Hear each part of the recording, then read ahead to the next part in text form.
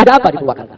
Dia ingin merusak adat Sunda, diporak-porandakan dengan adat Hindu. Makanya para kiai Sunda mengatakan kemusyrikan bukan adat Sunda. Adat Sunda identik dengan Islam. Nggak ada itu kemusyrikan menjadi adat Sunda. Jadi kiai Jawa Barat, saudara tetap pada posisi bahwa adat Sunda identik dengan Islam. Tidak ada kemusyrikan dalam adat Sunda. Dibuat festival tumpeng, festival topeng, festival egrang, festival betok, festival berbagi, dan kereta kencana. Siapa menggunakan itu kereta? Apa dijawab? Dia katakan yang mendiami kereta itu adalah Tiga Galaksa dan Nimas Melati. Berikutnya, ini bukti sedang diberikan sesajen. Bupati meminang dan menikahi Nyi Roro Kidul. Nah, di mana dia mengatakan pemimpin hebat harus nikahi Nyi Roro Kidul. Dalam suatu pidato depan masyarakat Purwakarta, dia bercerita tentang aneka ragam kecelakaan yang sering terjadi di jalan tol Cipularang atau Cipali. Cipali itu yang melintasi Purwakarta. Nah, dia katakan kenapa kok bisa terjadi kecelakaan? Nah, karena yang diwatnya tidak permisi dulu dengan Prabu Siliwangi. Jadi dia katakan kalau mau selamat lewat jalan tol tersebut, sebut nama Prabu Siliwangi. Jadi setiap festival selalu ada ritual keagamaan Sunda Wiwitan atau kejawen atau Hindu dengan bungkus spirit budaya. Yang ke-10, dia buat patung di semua tempat. Ada patung Gatot Kaca, ada patung Bima, bahkan dia targetkan 1000 patung menok. Nah, ini patungnya. Jadi kalau Anda keluar dari tol Jatiluhur ke kiri mau masuk kota, itu sudah ada 20 kiri kanan patung menok. Nah, kemudian dia membuat gapura Hindu. Ini bukan gapura Sunda. Gapura Sunda itu mirip dengan gapura Banten. Gapura Banten itu mirip dengan gapura Cirebon. Gapura Cirebon mirip dengan Ganur. Ganur ini Ganur penggor Hindu. Apa itu penggor Hindu? Mari kita lihat, buka sendiri, tanya orang-orang Hindu. Penggor pohon mirip kain poleng. Nah, ini bukan sembarang kain. Orang bisa mengatakan itu kan untuk keindahan kota. Ada apa dengan kain poleng Bali? Nah, kita tanya orang Bali, kita tanya orang Hindu. Kain poleng yang diikatkan pada pohon-pohon besar. Sekarang ikat kepalanya kita lihat. Ini ikat kepala Hindu, bukan ikat kepala orang Sunda. Kita lihat perbandingannya. Itu di atas ikat kepala orang Sunda semua. Sekarang apa sih ikat kepala ini bagi umat Hindu? Mari kita tanya orang Hindu. Nah, kita tanya orang Hindunya. Nah, coba kita bacakan di sini. Setiap malam bulan purnama, PLN diwajibkan mematikan lampu dari jam 18 sampai 21. Alasannya hemat energi. Tapi sebetulnya itu untuk mensakralkan bulan purnama. Karena keyakinan daripada Sunda Wiwitan, karena mereka mengatakan Dewa Chandra ialah dewa yang dipuja ketika upacara purnama. Buat satu buku tentang budaya, spirit budaya. Di dalam buku tersebut dia katakan agama itu budaya. Agama itu hanya budaya, wajib semua masyarakat ikut kami. Kalau di Purwakarta bukannya anjuran, bukan, wajib. Ada 19. Nah, ini yang paling ramai. Mewajibkan salam Sampurasun sebagai pengganti Assalamualaikum. Nomor 70. Tentang pelarangan ceramah provokatif. Nah, jadi setiap kelurahan satu desa diangkat seorang badega. Fungsinya kalau ada ustaz ceramah, nyinggung-nyinggung budaya yang dimasyarakatkan oleh Teddy, langsung turun. Ada apa di Purwakarta? Jawabnya ada Hinduisasi Purwakarta. Saya sendiri, saya punya nenek, Syarifah Zainah binti Husain Al-Attas yang membeli tanah ini di tahun 1817, saudara. Tanah di Petamburan ini yang kita pakai di sekarang buat majelis taklim. Itu almarhumah Syarifah Zainah binti Husain bin Salim Al-Attas. Itu ibunya orang Sunda asli. Orang Cicahem, depan terminal Cicahem Bandung. Wong nenek orang Sunda, orang Betawi. Assalamualaikum warahmatullahi wabarakatuh. Ada orang yang ingin membentur-benturkan habaib dengan Kang Deddy Mulyadi ini. Pemilik konten ini saya perhatikan di antara barisan Mukimad ya, mendukung Kang Haji Imad yang membatalkan Huriyah mulia Nabi Muhammad SAW, yakni para habaib. Ketika Rizik Syihab memprovokasi di wilayah Jawa Barat, warga Jawa Barat jangan sampai diam aja. Turunkan dia, jangan sampai membuat gaduh di Jawa Barat. Turunkan, misal buat ceramah di mana gitu. Ada kita yang mendengarkan, dan kita sudah mendengarkan penjelasan utuh dari Kang Deddy Mulyadi tentang konsep patung, kemudian Sunda Wiwitan dan lain sebagainya. Misal si Rizik Syihab masih tetap menggoreng, membentur-benturkan, turunkan dari atas mimbar. Turunkan. Dia hanya ingin membuat gaduh. Coba kita cek sama-sama nih penerangan utuh Kang Deddy Mulyadi. Kenapa setiap nilai-nilai kebudayaan masa lalu bangsa saya, orang Sunda atau orang Jawa, selalu dimusyrikan, selalu dibikin identitas bertentangan dengan agama? Sepertinya Anda belum paham apa yang mendasari Habib Rizik bin Syihab berseteru dengan Kang Deddy Mulyadi. Harus dipahami, bukan hanya tentang patung, bukan hanya tentang budaya. Saya ingat 2014 atau 2015 itu ya, jadi perseteruan itu di Purwakarta yang Habib Rizik komentari dan Habib Rizik koreksi itu adalah indikasi-indikasi kemusyrikan yang berbalut budaya. Ada tidak kurang dari 18 indikasi kemusyrikan tersebut. Ini bukan ekspresi kebencian seperti Anda ya. Apalagi menghasut orang untuk mengubarkan pengajian, tabligh akbar. Oh, ini nggak baik, ini nggak elok, ini bisa memicu perpecahan di antara semua. Juga ya untuk Pak Deddy di dalam video itu bukan budaya yang dimusyrikan, bukan, tapi praktik di dalam budaya tersebut. Nah, ada batasan-batasan ya. Kalau kita lihat dulu Nabi SAW itu tetap mempertahankan beberapa budaya di tanah suci Mekah, Madinah itu, dan menghapus beberapa budaya, semisal budaya bikin patung dihapus, budaya wabdul banat, ngubur anak perempuan hidup-hidup dihapus, dan ada beberapa budaya lagi yang dihapus dan diganti dengan syariat Islam. Jadi bukan melarang untuk berbudaya boleh, tapi ada batasan-batasan. Pada Deddy Mulyadi itu program-programnya bagus, kita udah rasakan, bagus program-programnya. Adapun perseteruan yang pernah terjadi antara Kang Deddy Mulyadi dengan Habib Rizik bin Hussein bin Syihab, itu bukan perseteruan personal atau individual, tetapi itu perseteruan bersifat nahi mungkar ya. Karena dulu ada beberapa indikasi kemusyrikan yang dibingkai dengan budaya menjadi program Bupati Purwakarta Kang Deddy Mulyadi pada saat itu. Nah, maka saya rasa wajar kalau Habib Rizik menyampaikan beberapa indikasi kemusyrikan dilaksanakan oleh Kang Deddy Mulyadi. Dan itu kan bukan hanya beliau sendiri, ada beberapa ulama di Purwakarta pun hingga MUI-nya pada kali itu menentang keras kemusyrikan yang dibungkus dengan budaya.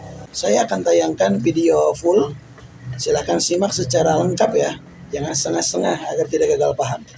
Video full ceramah Habib Rizik bin Hussein bin Syihab yang menjelaskan tentang ada apa di Purwakarta kala itu dan kenapa beliau berseteru dengan Kang Deddy Mulyadi pada kala itu, agar menjadi ilmu, agar menjadi wawasan, dan agar menjadi bahan pula tentu untuk Pak Gubernur Jawa Barat Pak Deddy Mulyadi, agar jangan mengulang kesalahan yang sama yang pernah dilaksanakan di Purwakarta dahulu.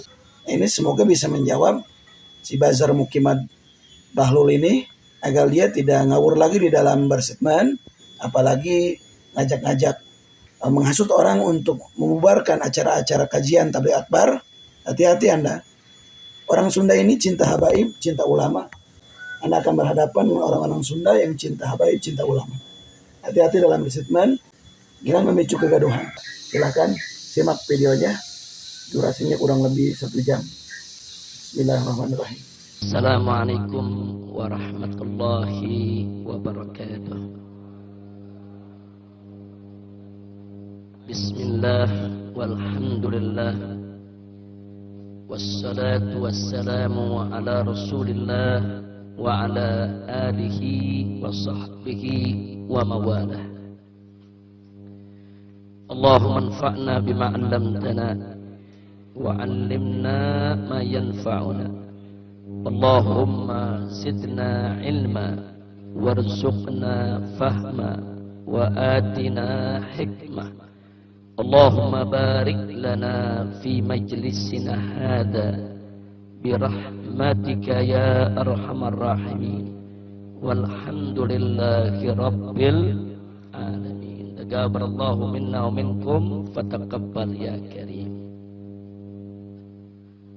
Siyadatul habaib asy-syurafa wa sa'adatul ulama'il fudala wa jami'il hadirin al-ahibba'il a'izza rahimakumullah. Usikum jami'an wa nafsi bittaqwallah wa bita'ati rasulillahi sallallahu alaihi wasallam. Fasallahu subhanahu wa ta'ala an yaj'alana jami'an minal muttaqin. Amin ya rabbal alamin. Ahiba'il kiram, pada kesempatan pengajian kali ini saya ingin mengajak segenap kaum muslimin. Kita ingin ingatkan sesuatu yang sangat penting sekali dalam kehidupan kita, di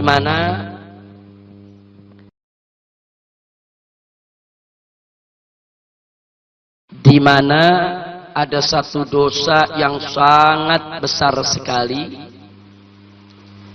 dosa terbesar di antara dosa-dosa besar yang ada, dosa yang bisa merontokkan iman dan Islam, yaitu yang saya maksudkan tidak lain dan tidak bukan adalah dosa syirik.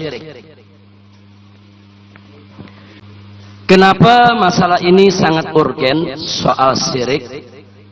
Mari kita perhatikan firman Allah dalam surat Luqman ayat 13. Ketika Allah menceritakan bagaimana Luqmanul Hakim ketika memberikan nasihat dan wasiat kepada putranya.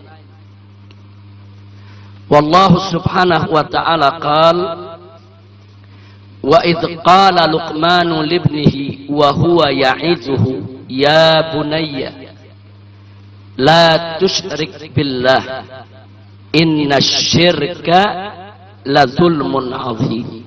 Sadaqallahul azim.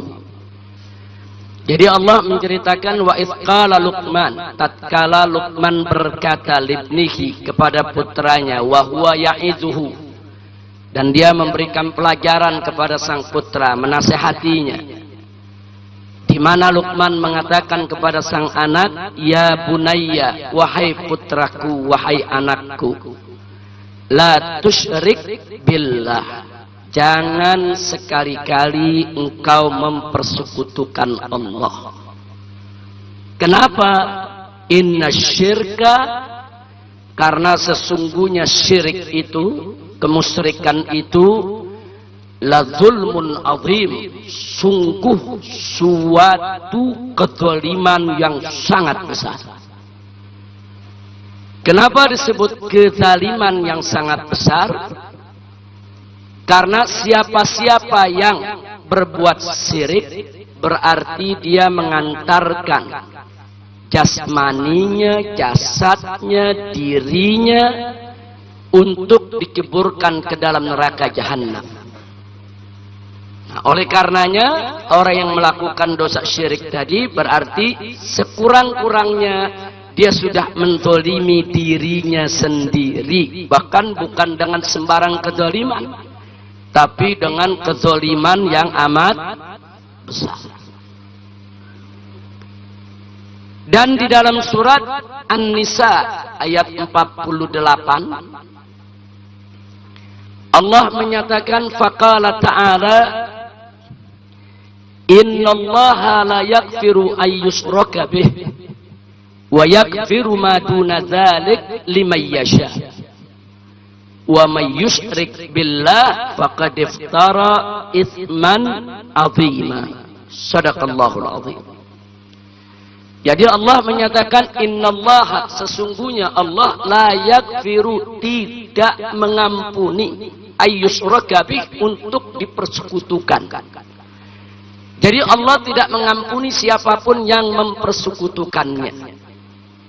Wa yaghfiru ma duna dzalik, tapi Allah mengampuni dosa selain syirik liman yasha, bagi yang Allah kehendaki.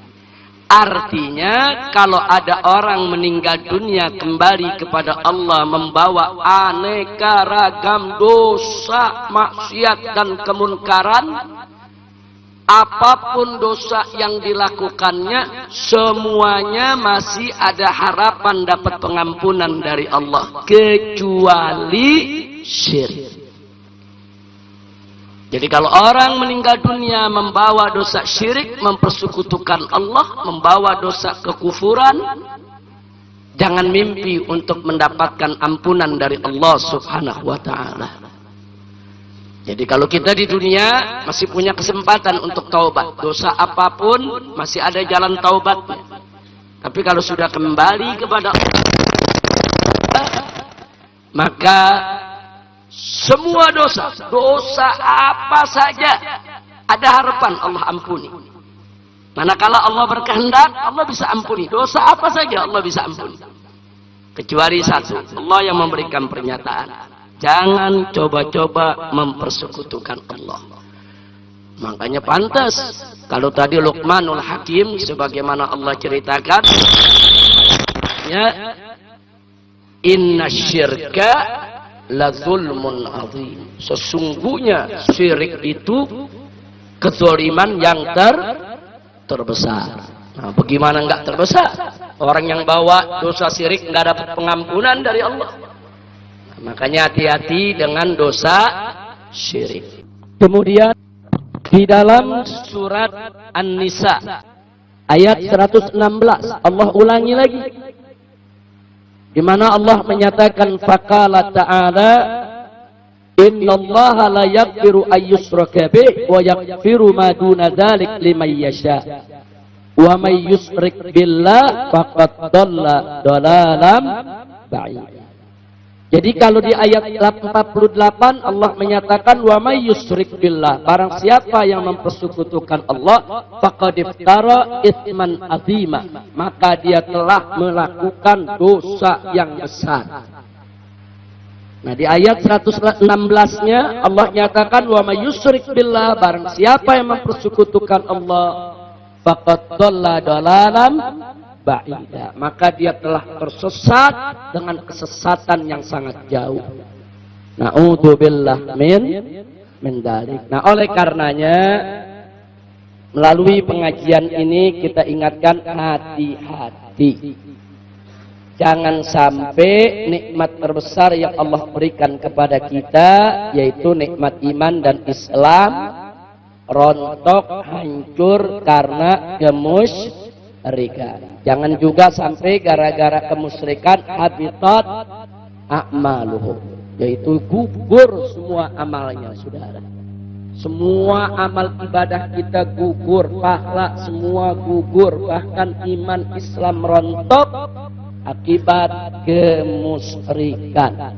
Makanya umat Islam harus pandai-pandai menjauhkan diri daripada kemusyrikan. Apalagi Allah kasih amanat. Sebagaimana kita ketahui dalam surat di dalam Al-Qur'anul Karim, yaitu dalam surat Ali Imran, bagaimana Allah mengingatkan kita semua, yaitu Allah menyatakan ya ayyuhalladzina amanu taqullaha haqqa tuqatih wa la tamutunna illa wa antum muslimun.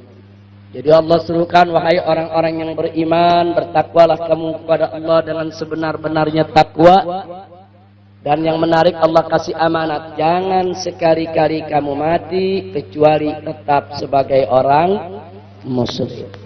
Artinya bagaimana kita hidup dengan iman dan Islam, dan kita kembali kepada Allah tetap dengan iman dan Islam. Bagaimana caranya kita hidup sebagai seorang muslim, dan tidaklah kita mati kecuali tetap sebagai seorang muslim, insya Allah. Jadi sekali lagi, waspada kepada perusak iman dan Islam, yaitu kemusyrikan. Nah, kenapa tema ini sengaja saya jadikan sebagai pengantar tentang apa yang terjadi di Purwakarta? Apa hubungan Purwakarta dengan kemusyrikan? Nah, nanti Anda yang akan menilai sendiri. Saya akan memberikan data-data, fakta-fakta yang kita kumpulkan dengan bantuan Ustadz Abdullah Coban, yaitu putra daripada almarhum Kiai Haji Abdullah Coban di Purwakarta. Dulu beliau sebagai ketua Tanfizi FPI di Purwakarta, kemudian sebagai ketua MUI Purwakarta, kemudian sebagai ketua Majelis Syuro FPI Purwakarta sampai akhir hayatnya. Beliau sudah meninggal dunia. Dulu ketika ada beliau, beliaulah yang dengan gigih melawan kemusyrikan di Purwakarta.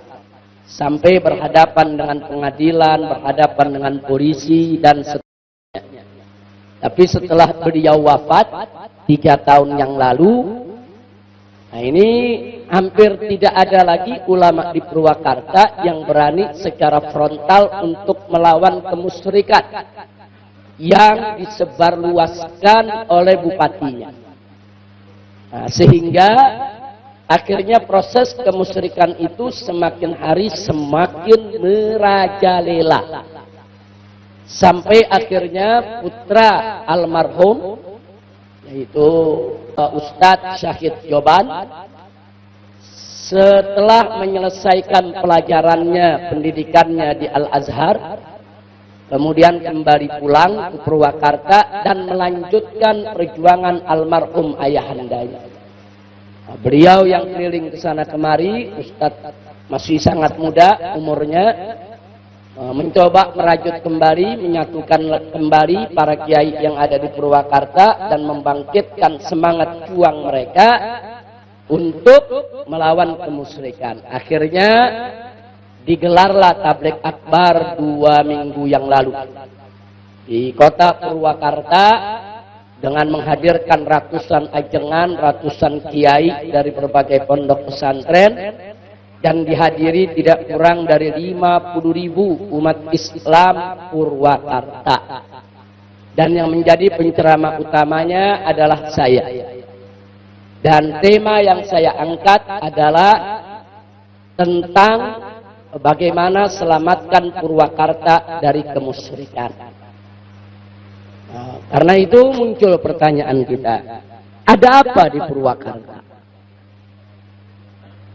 Nah, mari kita lihat secara perlahan, perhatikan gambarnya. Saya masukkan gambar, foto-foto. Ada apa di Purwakarta? Pertama,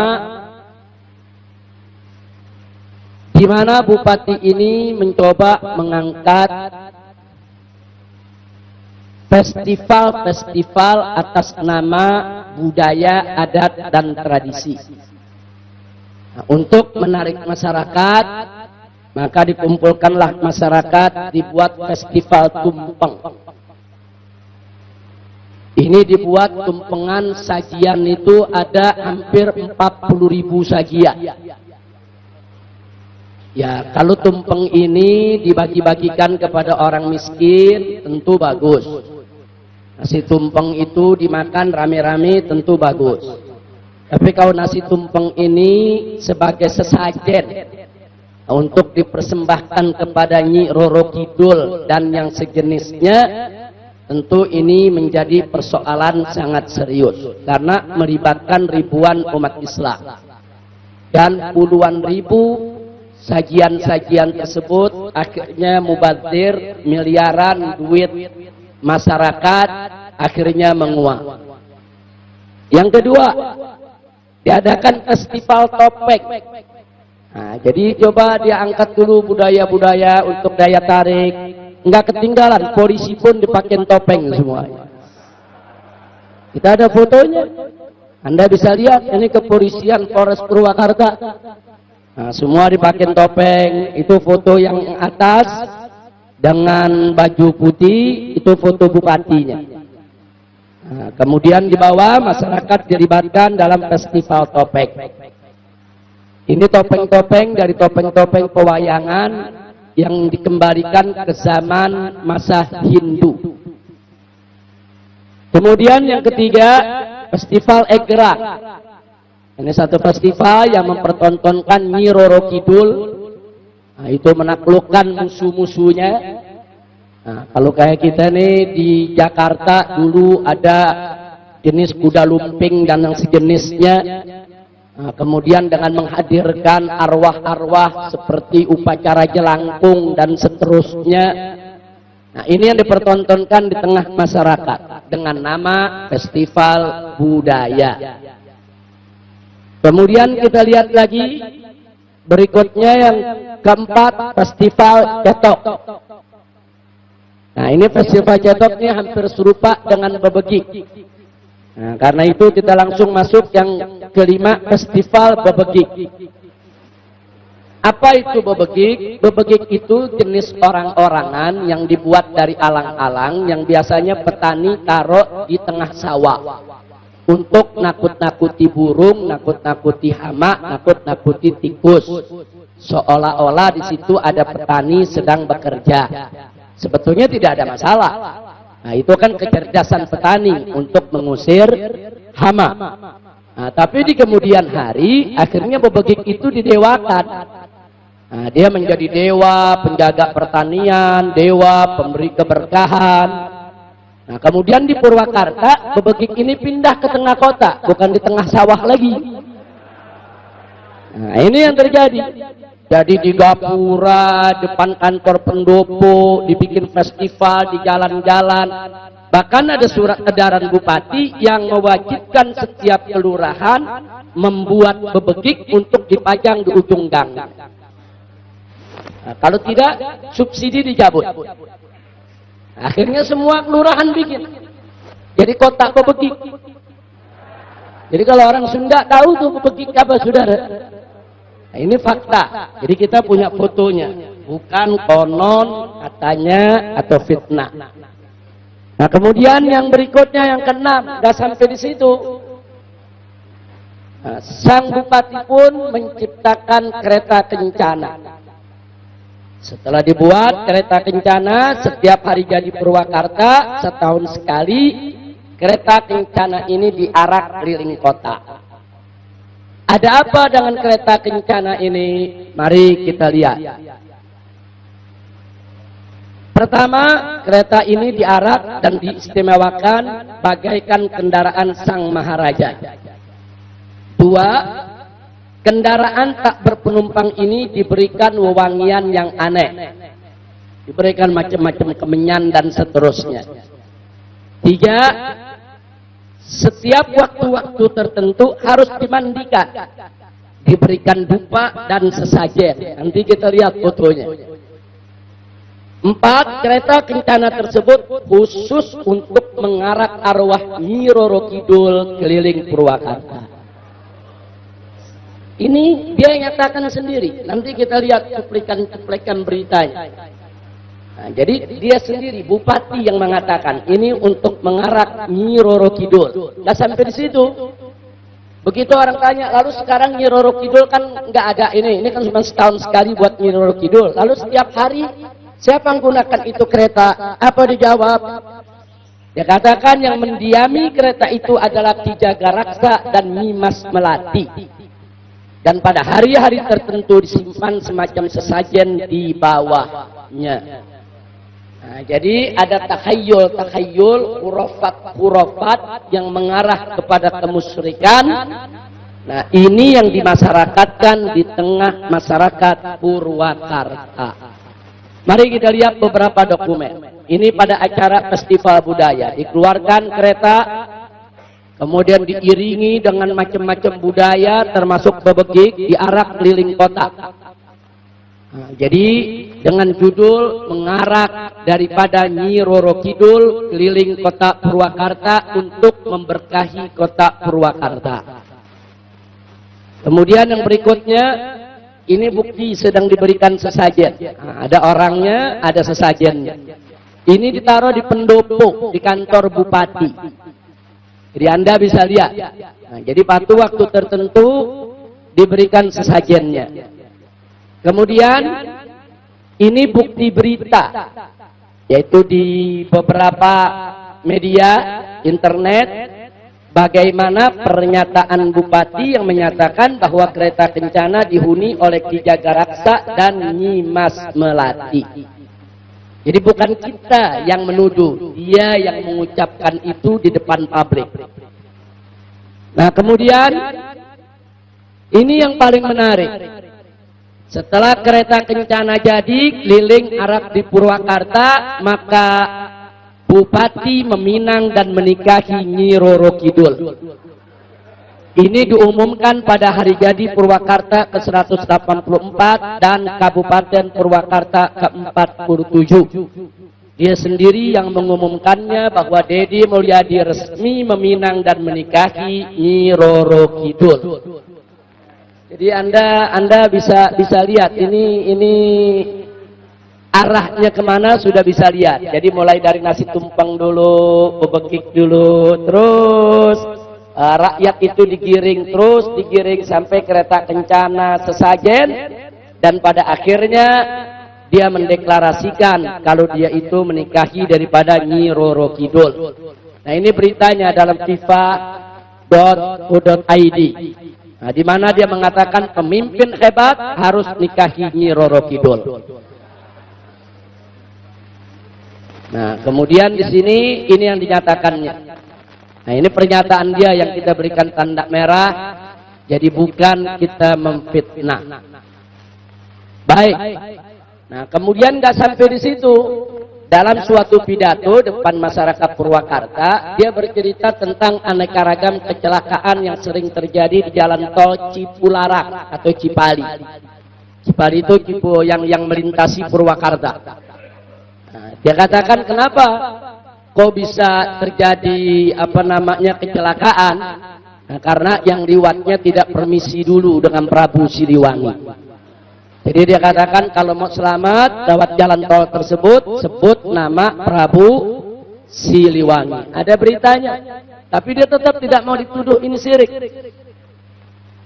Nah, kemudian nggak sampai di situ, dalam semua festival budaya yang disajikan selalu disajikan ritual Sunda Wiwitan, termasuk syair-syair Sunda Wiwitan, kemudian keyakinan-keyakinan Sunda Wiwitan. Nah, itu semua dibacakan dalam acara festival budaya di Purwakarta. Jadi setiap festival selalu ada ritual keagamaan Sunda Wiwitan atau kejawen atau Hindu dengan bungkus spirit budaya. Baik, yang ke-10 dia buat patung di semua tempat.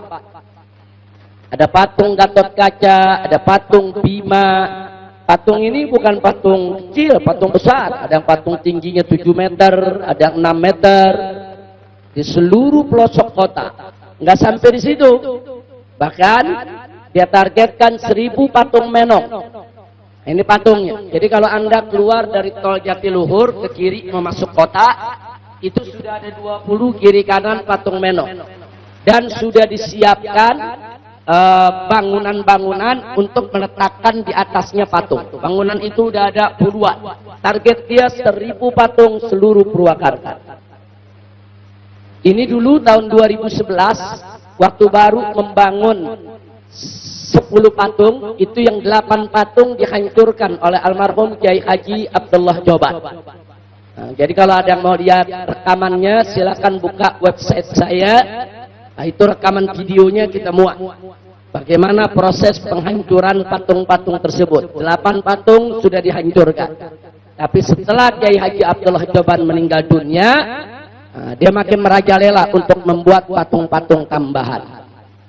Nah, jadi jangan juga kaget, karenanya ketika itu saya masih ingat betul Kiai Haji Abdullah Joban mengatakan, kalau kita diam terhadap patung-patung ini, nanti patung jadi kiai, kiai jadi patung. Nah, maksudnya apa? Kiai jadi patung, kiainya bungkam. Kiai tidak bersuara, kiai tidak berani untuk melawan kemunkaran. Akhirnya jadi patung. Patungnya jadi kiai. Maksudnya apa? Patungnya dimuliakan, patungnya dihormati. Yang mestinya kiai yang dihormati dimuliakan, jadi patung yang dihormati dan itu kalimat masih saya ingat betul. Beliau katakan di mana-mana, kalau kita diam, nanti patung jadi kiai, kiai jadi patung. Jadi artinya perjuangan beliau rahimahullah ta'ala luar biasa. Nah, baik. Selanjutnya kita lihat ini berita-beritanya. Dia bicara soal patung, program-programnya, bukti dia yang menyatakan akan membangun 1000 patung. Nah, kemudian dia membuat gapura Hindu. Ini bukan gapura Sunda. Gapura Sunda itu mirip dengan gapura Banten. Gapura Banten itu mirip dengan gapura Cirebon. Gapura Cirebon mirip dengan gapura Demak. Loh, kenapa bisa begitu? Karena dulu Kesultanan Demak, kerajaan Islam yang berhasil menaklukkan kerajaan Majapahit. Nah, kemudian dari Demak ada ekspansi sampai ke Cirebon. Berdirilah kesukuhan Cirebon yang dipimpin oleh Sunan Gunung Jati. Itulah untuk pertama kalinya ada kerajaan Islam di Jawa Barat. Jadi dulu kerajaan Hindu Jawa Barat itu ruang lingkupnya seluruh Jawa Barat, Banten dan Betawi, Jakarta. Jakarta ini masuk Sunda dulu.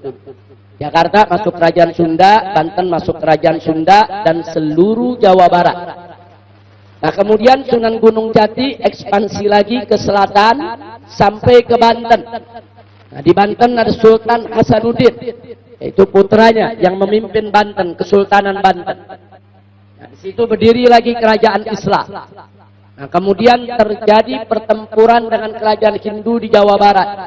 Akhirnya Sultan Hasanuddin berhasil memenangkan peperangan.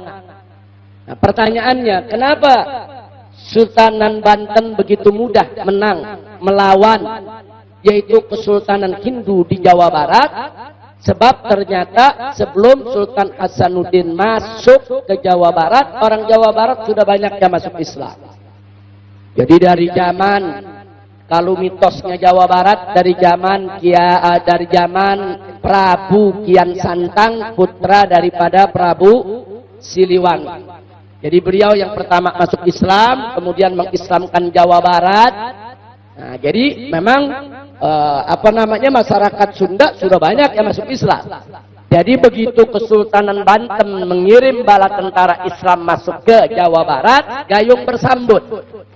Nah, akhirnya itulah kunci kesuksesan. Akhirnya setelah saat itu seluruh Jawa Barat tanpa terkecuali berhasil diislamkan. Makanya kalau ada orang Jawa Barat bukan Islam dianggap aneh. Kalau ada orang Sunda bukan Islam, itu dianggap aneh. Karena Sunda itu identik dengan Islam. Banten identik dengan Islam. Betawi identik dengan Islam. Jadi kalau ada Betawi bukan Islam, aneh. Orang Betawi juga bingung, kok ada Betawi bukan Islam. Nah, jadi kenapa begitu? Karena memang dari dulu identik. Nah, kemudian masuk Belanda belakangan, nah mulailah ada proses kristenisasi. Tapi itu pun mereka tidak berhasil. Belanda untuk mengkristenkan Betawi, Banten maupun Jawa Barat. Nah, ini yang perlu kita ketahui. Nah, sehingga sejak saat itu gapura-gapura yang ada di seluruh Jawa Barat, Banten itu merupakan gapura Islam. Jadi ornamennya itu ornamen Banten atau ornamen Cirebon atau ornamen Demak. Tapi sekarang di Purwakarta dibalikin lagi ke zaman Hindu. Ini ornamen Bali nih. Ini gapura Bali nih. Ini bukan gapura Sunda. Ini gapura Hindu. Nah, jadi kelihatannya sepele, tapi jangan lupa ini simbolisasi nih. Nah, ini simbolisasi Hindu untuk dimasyarakatkan di tengah masyarakat Purwakarta. Dan ini bukan satu, hampir di setiap gang. Setiap gang di Purwakarta itu setiap kepala desa diwajibkan untuk membuat gapura Hindu. Setiap desa harus bangun gapura Hindu di seluruh wilayah Purwakarta. Baik, yang ke-12 kita lihat lagi, janur. Biasanya orang pakai janur sekali-sekali, lagi ngawinin pakai janur. Orang maklumi hanya sebagai tanda saja, nggak ada niat-niat untuk kemusyrikan. Nah, tapi kalau di Purwakarta bukan hanya lagi perkawinan, setiap hari di kantor pendopo, di taman-taman kota, di mana-mana selalu dikasih janur. Setiap RT, setiap RW wajib pasang janur di ujung gang. Tanpa ada embel-embel perkawinan, nggak ada. Nah, ini ada apa dengan janur? Janur ini janur penjor Hindu. Apa itu penjor Hindu? Mari kita lihat, buka sendiri, tanya orang-orang Hindu. Penjor merupakan persembahan umat Hindu kepada Barata Mahadewa yang beristana di Gunung Agung, karena gunung diyakini sebagai istana yang maha kuasa yang memberi kemakmuran kepada umatnya. Nah, ini dari web kita ambil, dari masyarakat Hindu sendiri. Kemudian disebutkan lagi penjor adalah salah satu sarana upacara dalam merayakan Hari Raya Galungan dan merupakan simbol gunung yang memberikan keselamatan dan kesejahteraan. Seperti halnya Gunung Agung, di mana terletak Pura Besakih yang merupakan tempat pemujaan terbesar bagi umat Hindu di Indonesia. Ya, ini persoalannya bukan sembarang janur, ini janur penjor Hindu yang disebarluaskan, bahkan diwajibkan. Nah, setiap RT, setiap RW untuk buat janur. Kalau enggak, subsidi mereka dicabut oleh pihak Pemda. Jadi ini dijadikan program yaitu kabupaten resmi. Kemudian kita lihat lagi, pohon dililit kain poleng. Jadi sepanjang jalan Purwakarta, ini kain poleng. Kain poleng itu yang kotak-kotak hitam putih itu, kayak catur itu. Ini kain poleng. Nah ini bukan sembarang kain. Orang bisa mengatakan itu kan untuk keindahan kota. Apa betul? Untuk keindahan kota. Pertanyaannya kalau untuk keindahan kota, kenapa kainnya kok kain Bali yang dipakai? Ada apa dengan kain poleng Bali? Nah, kita tanya orang Bali, kita tanya orang Hindu. Kain poleng yang diikatkan pada pohon-pohon besar atau juga tempat yang dianggap tengat atau angker dimaksudkan untuk memberikan tanda bahwa pada lokasi tersebut ditempatkan istana energi roh para Buddha penunggu karang dan hiangan. Ini etikat ini dari masyarakat Hindu. Orang-orang Hindu Bali seperti ini etikatnya. Jadi bukan sekedar untuk keindahan kota. Makanya dia punya kotaknya khas, hitam putih. Ini disebut kain poleng. Ini bukan kalau orang Sunda, orang Jawa sama batik mereka punya ciri khas. Nah, bukan kain poleng. Jadi kalau dia mau bicara soal Sunda dan Jawa, mestinya digunakan batik Sunda. Nah, bukan digunakan kain poleng. Jadi ada filosofinya. Nah sekarang ikat kepalanya kita lihat. Ini ikat kepala Hindu, bukan ikat kepala orang Sunda. Kita lihat perbandingannya. Itu di atas ikat kepala orang Sunda semua. Saya mau tanya, sama atau beda? Beda. Itu yang di atas itu ada berapa tuh? Ada 12 foto. Itu ikat kepala orang Sunda semua. Tapi kalau yang dia pakai, ini ikat kepala orang Hindu. Ini bukan sembarang ikat kepala ini. Bukan imamah, bukan sorban yang dipakai Mahabaib ini. Beda. Nah, sekarang apa sih ikat kepala ini bagi umat Hindu? Mari kita tanya orang Hindu. Nah, kita tanya orang Hindunya. Nah, coba kita bacakan di situ. Jadi yang namanya udang, destar ikat kepala di bagian kepala yang kerap diistilahkan Prabu adalah tempat bersemayamnya dewa akal pikiran serta awal dari semua perbuatan yang diberkati oleh Sang Hyang Widi. Jadi ini persoalan etikat ini. Jadi dia ingin memasyarakatkan budaya Hindu di tengah masyarakat Sunda yang sudah identik dengan Islam.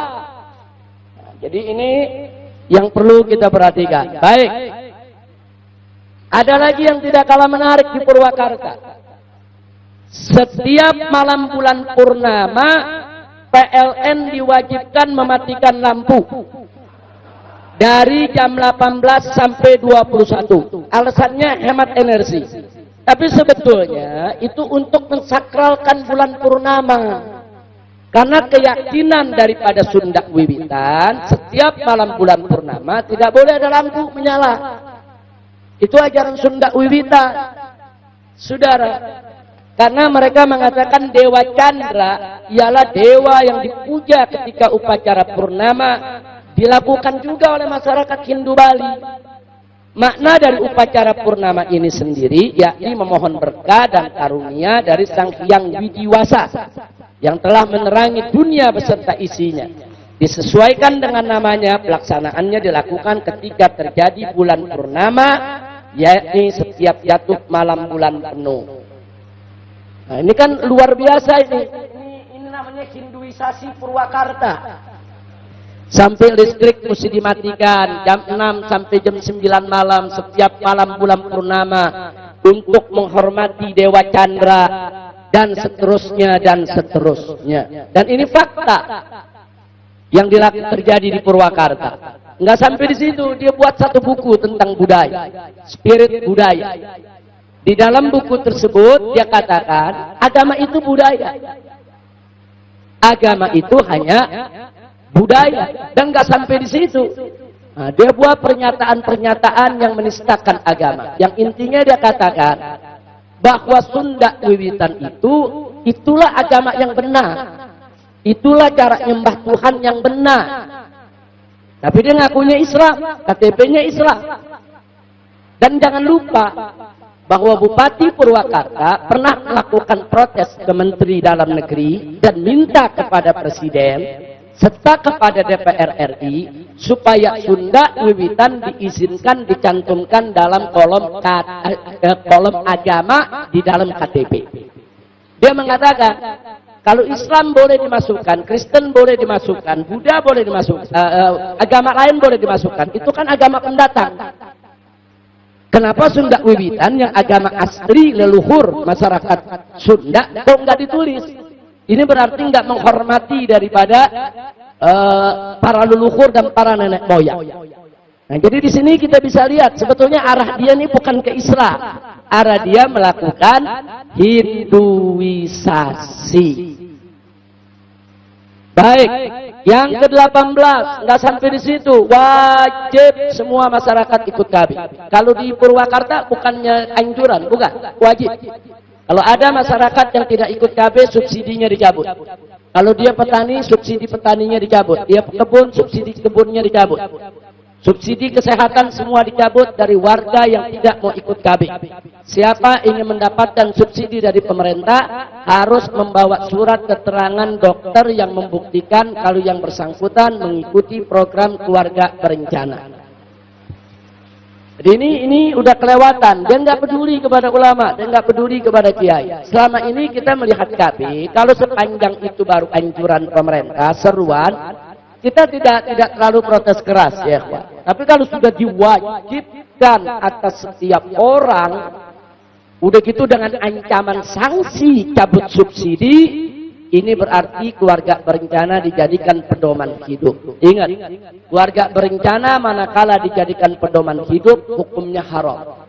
Tapi keluarga berencana manakala dijadikan sebagai solusi dari problem kehidupan, maka hukumnya kembali kepada hukum yang 5. Yaitu bisa wajib, bisa makruh, bisa haram, tergantung daripada situasi, kondisi, madarat, dan maslahatnya. Tapi kalau di Purwakarta bukan lagi sebagai seruan, kan sebagai pedoman. Baik, yang ke-19. Nah, ini yang paling ramai. Mewajibkan salam sampurasun sebagai pengganti assalamualaikum. Jadi pada saat saya berceramah di Purwakarta, itu poin-poin itu dari 1, 2, 3, 4, semua kita protes satu persatu. Sampai kepada masalah sampurasun. Apa itu arti sampurasun? Sampurasun itu terdiri dari 2, sampura dengan sun. Sampura itu dari kata hampura. Orang Sunda kalau bilang hampura itu mohon maaf. Sun itu saya. Jadi kalau sampurasun artinya kurang lebih saya mohon maaf. Artinya bagus, tidak ada masalah. Apa boleh kita gunakan sampurasun? Boleh, tidak ada yang larang. Yang tidak boleh kalau sampurasun dijadikan pengganti assalamualaikum. Assalamualaikum itu syariat, sampurasun adat. Mestinya adat dirawat oleh syariat. Jangan adat menggantikan syariat. Syariat yang mesti jadi payungnya. Supaya adat ikut kepada syariat. Dan syariat di atas adat. Jadi kalau ada orang Sunda mengatakan assalamualaikum, sampurasun, akang, teteh, boleh, silakan. Enggak ada masalah, dia enggak menggantikan assalamualaikum. Sama dengan salam nasional. Assalamualaikum, selamat pagi Pak, selamat siang, selamat sore, enggak apa-apa. Silakan dipakai. Tapi jangan assalamualaikum dibuang. Jangan assalamualaikum diganti dengan selamat pagi, selamat siang.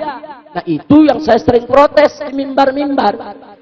Nah kalau assalamualaikum harus diganti dengan selamat pagi, selamat siang, nanti salam sholatnya gimana?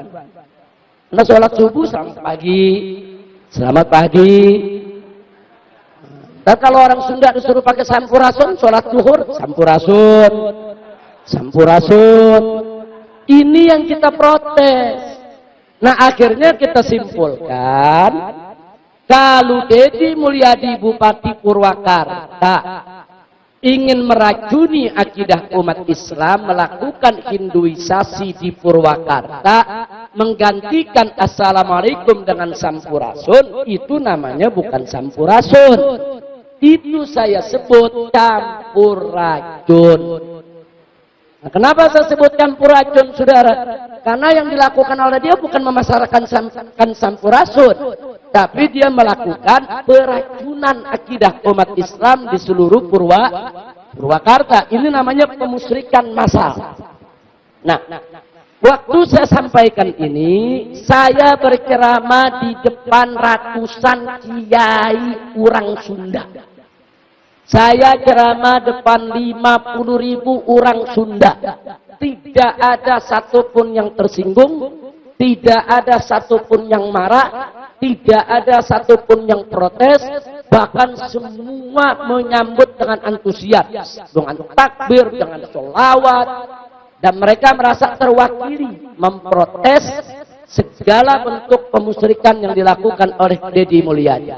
No problem. Tidak ada masalah. Tapi seminggu kemudian muncul masalah. Kenapa? Karena orang-orang yang kita protes sudah senang. Nah, mereka anggap kita menghancurkan program mereka. Mereka sudah biaya miliar-miliaran. Nah, akhirnya semenjak ceramah tersebut, kiai-kiai yang semula semangatnya sudah kendor bangkit lagi. Nah, kiai-kiai yang dulu ikut berjuang dengan Kiai Haji Abdullah Doban, yang tadinya mulai mundur, maju lagi. Akhirnya mereka semua rame-rame protes kepada Bupati. Nah, Bupati pun marah. Akhirnya sang Bupati menurut informasi dari salah satu kawan kita yang hadir dalam rapat pertemuan di Pemprov Jawa Barat, Bupati sempat telepon kepada salah seorang tetua bini sepuh daripada paguyuban Pasundan, nah, supaya yang bersangkutan melaporkan saya ke polisi. Nah, tapi karena yang bersangkutan kebetulan juga pimpinan ormas Islam, akhirnya nggak mau dia. Dia katakan nggak ada yang salah dengan ceramah Habib Rizik, apa mau dilaporkan? Dia tolak. Begitu dia tolak, diteleponlah AMS, Angkatan Muda Siliwangi, untuk melaporkan saya. Nah, mulailah mereka tampil melaporkan. Tapi di kamuflase, Angkatan Muda Siliwanginya diganti menjadi Aliansi Masyarakat Sunda. Seolah-olah orang Sunda ke Jawa Barat marah semua. Sampai-sampai ada isunya apa? Habib Rizik salah ngomong Sunda, diusir dari Jawa Barat.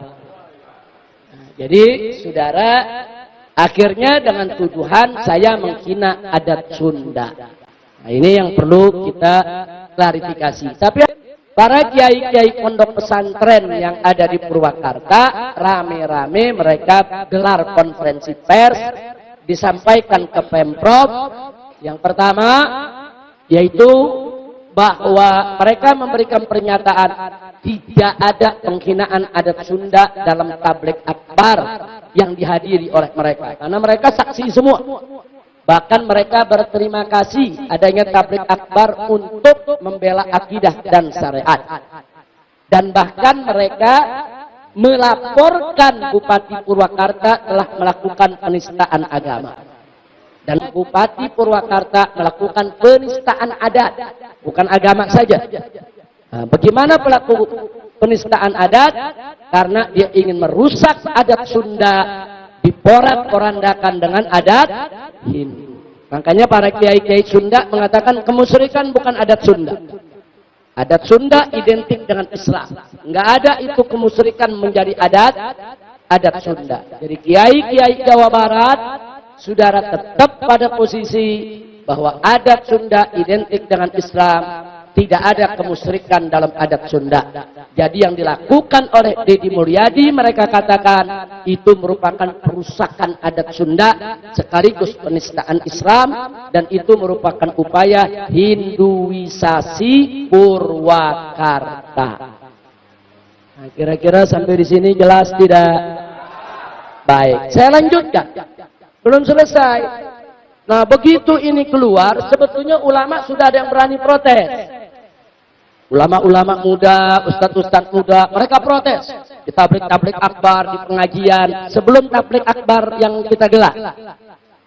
Nah, lalu karena ulama banyak yang protes tingkah laku dan perilaku pemusyrikan yang dilakukan oleh Bupati Purwakarta, akhirnya Bupati kumpulkan lurah, kumpulkan camat, kumpulkan semua aparat daripada Pemdanya, dibuatlah Perbub nomor 70 tentang pelarangan ceramah provokatif.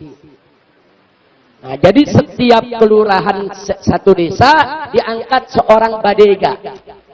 Apa itu badega? Kalau di Bali pecalak, kalau di Banten jawara, kalau di Betawi jagoan. Nah, jadi ada jagoan, jawara, ada badega. Nah, badega nih pakaian hitam, ikat kepala, golok di pinggang, itu cincin ada di jari. Sampai nggak muat tuh jarinya, kalau bisa di hidung ditaruh di hidung. Untuk apa fungsi badega ini? Fungsinya kalau ada ustadz ceramah nyinggung-nyinggung budaya yang dimasyarakatkan oleh Dedi, langsung diturunkan, diberhentikan ceramahnya. Nah, tinggal tergantung jamaah. Kalau jamaahnya cuma 20-50 orang, siapa yang berani lawan? Diturunkan, kecuali kalau jamaahnya banyak. Jadi waktu saya ceramah 50.000 orang, mana berani dia turunin. Tapi kalau kan kesian ustadz-ustadz yang muda, yang ceramah, yang hadir cuma 50, 100, tidak kan? Mereka rombongan, dipimpin oleh badega, preman-preman, mereka bubarkan. Cabut sound sistemnya, ditutup ceramahnya, diancam tuan rumahnya, dan seterusnya.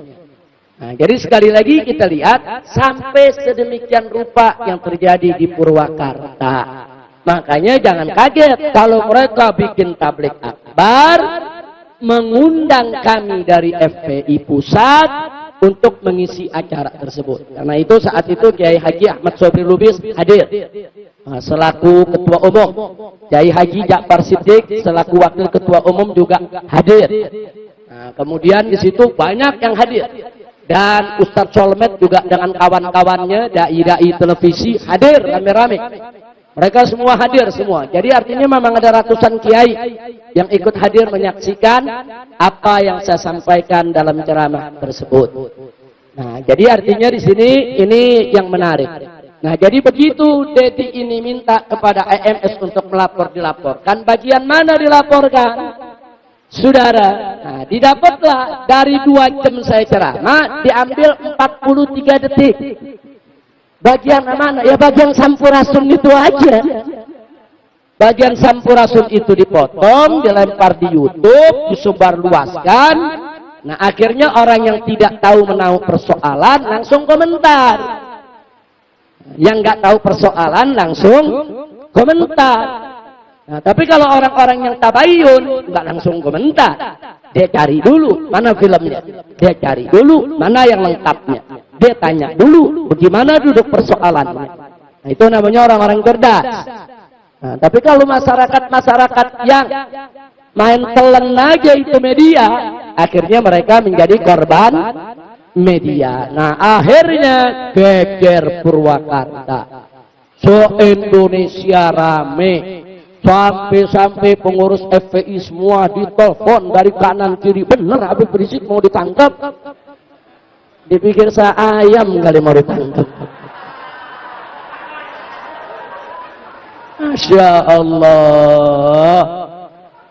Jadi urusan tangkap menangkap itu bukan urusan mudah. Nah, jadi sekarang ini saudara, yang perlu kita sampaikan di sini adalah adanya rekayasa. Dipotong itu ceramah sekian detik hanya untuk pelaporan. Tapi saya bersyukur kepada Allah. Yang tadinya ceramah saya yang dengerin cuma 50.000 orang, akhirnya sekarang jadi jutaan orang. Karena kan orang cari ceramah yang aslinya. Akhirnya yang aslinya kita lempar ke YouTube. Lengkap, semua dengar. Nah, begitu sudah jutaan orang dengar, akhirnya di medsos ratusan ribu orang semua menyerang Bupati Purwakarta.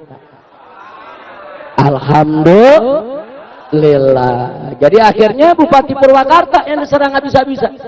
Oh, habis kalau Anda lihat medsos. Di medsos, alhamdulillah Allah memberikan kemenangan kepada kita.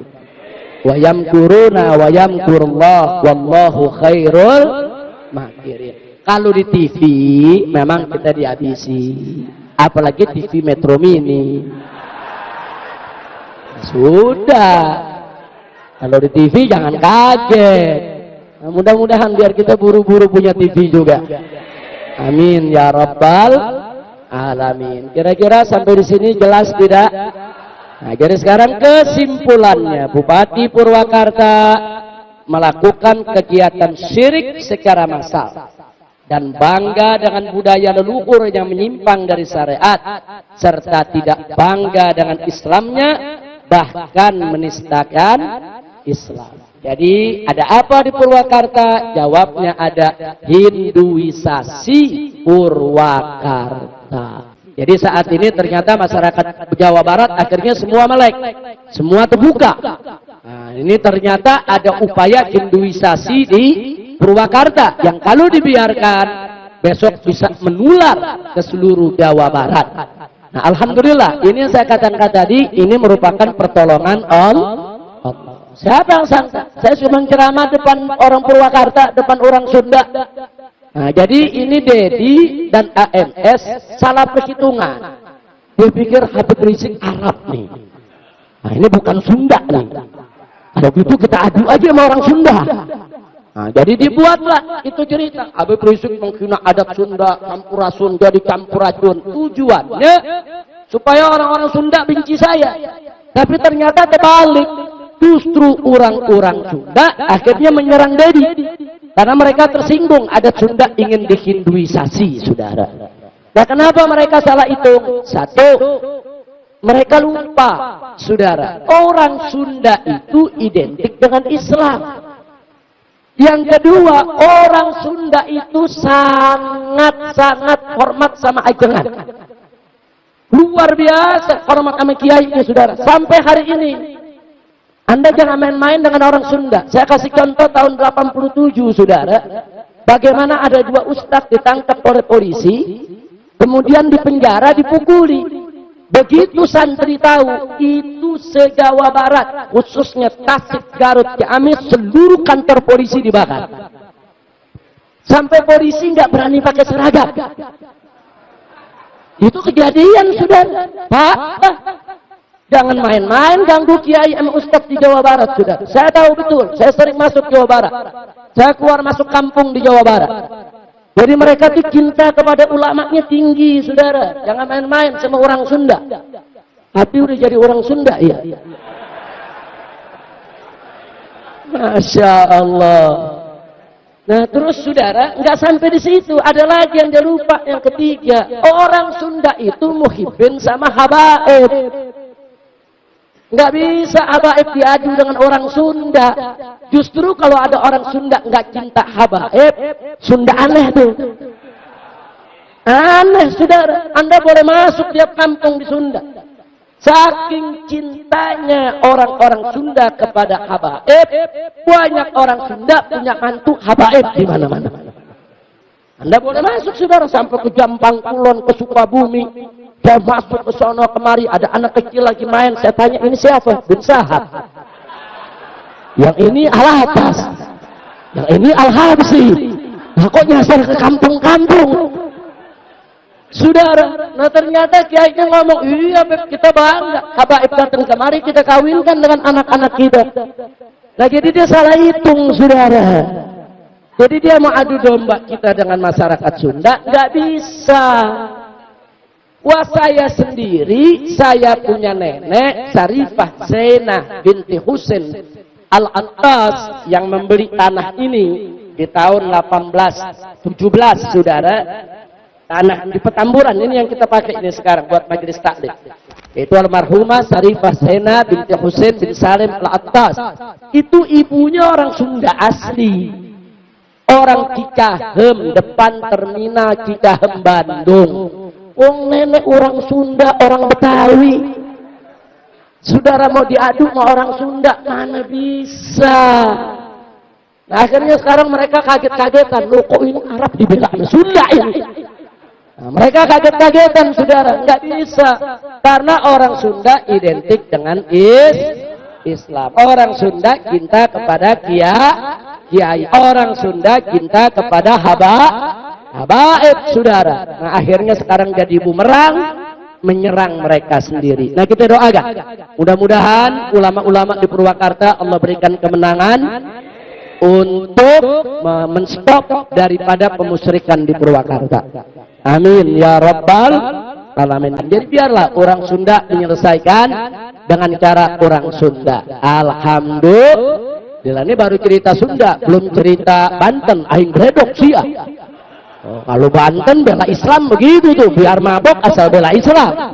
Nah, bayangin jawara maboknya aja mau bela Islam, apalagi kiainya. Orang Banten begitu, saudara.